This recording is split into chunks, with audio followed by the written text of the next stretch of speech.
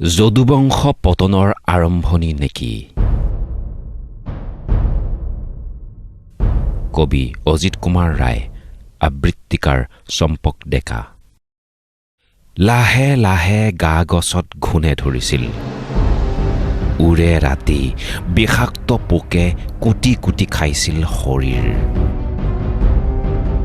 ফুল নুফুলা হ'ল, কুঁহিপাত নগজা হ'ল। পুৰত পাতে হালধীয়া হোৱাৰ ভয়ত কঁপিছিল। শিপাবোৰে জোৰেৰে আৰু জোৰেৰে মাটিত খামুচি ধৰিছিল। বৃথা প্ৰচেষ্টা। আমি কৰজোৰে প্ৰাৰ্থনা কৰিছোঁ, গাইছোঁ জীৱনৰ গীত। কিন্তু মৃত্যুৱে পঢ়িব নাজানে গীতা, বাইবেল, ত্ৰিপিটক, কোৰাণ। পঢ়িব নজনাটো মৃত্যুৰ নিয়ম।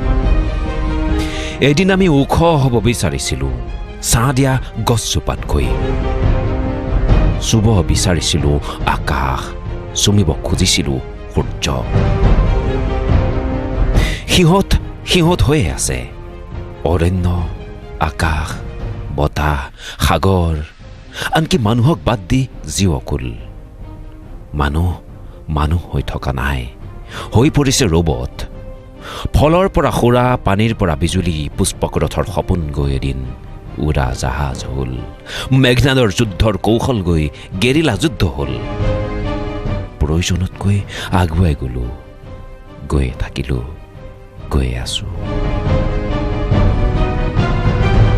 সেয়ে চাগে যদুবংশ পতনৰ আৰম্ভণি হ'ল।